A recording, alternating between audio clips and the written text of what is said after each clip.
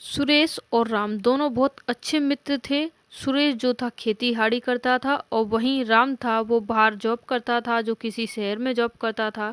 सुरेश अपने यहाँ खेती करता था, अपने दादाजी के साथ रहता था, गाँव में ही खेती-बाड़ी करता था।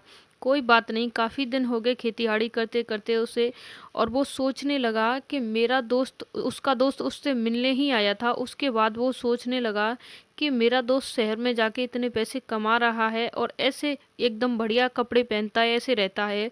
मैं यहाँ क्यों खेती-बाड़ी कर रहा हूँ? मुझे भी शहर चले जाना चाहिए। कहीं मैं अपनी लाइफ के साथ खिलवाड़ तो नहीं कर रहा? कहीं मैं यहाँ गाँव में रुक के अपनी ज़िंदगी को बर्बाद तो नहीं कर रहा? वो इस तरह से सोचने लगा।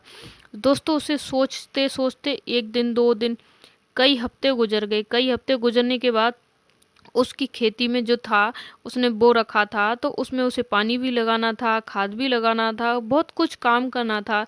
लेकिन दोस्तों उसकी चिंता सोचने के कारण वो उस चीज़ पे ध्यान नहीं दे पाया, वो और ज़्यादा डिप्रेशन में जाता रहा। वो प्रत्येक दिन अपने काम को छोड़ता रहा, यानी वो जितनी सच्चाई, ईमानदारी से पहले अपनी खेती को सँभालता था, उस तरह से नहीं सँभाल पा रहा। बीच-बीच में वो डिप्रेशन में जाता रहता था। वो पूरा दिन इस तरह निकाल देता जैसे उसके पास कोई काम ही नहीं है।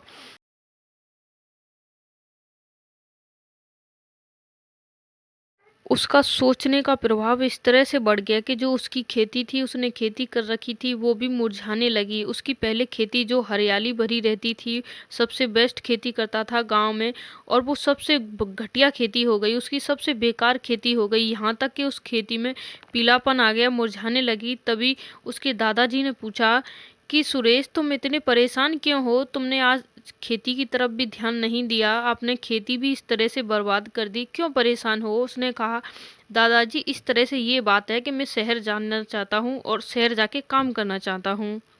उसके दादाजी ने जवाब दिया, बेटे अगर तुम शहर जाना चाहते हो तो शहर चले जाओ, अन्यथा यहाँ पे रह के इस तरह से चिंता करोगे तो तुम जितना पहले कमाते थे उतना भी आपने इस बार नहीं कमाया। इसलिए आपका सल्यूशन ये नहीं है दोस्तों कि आप चिंता करके जितना कमा रहे हो उसे भी खो दो।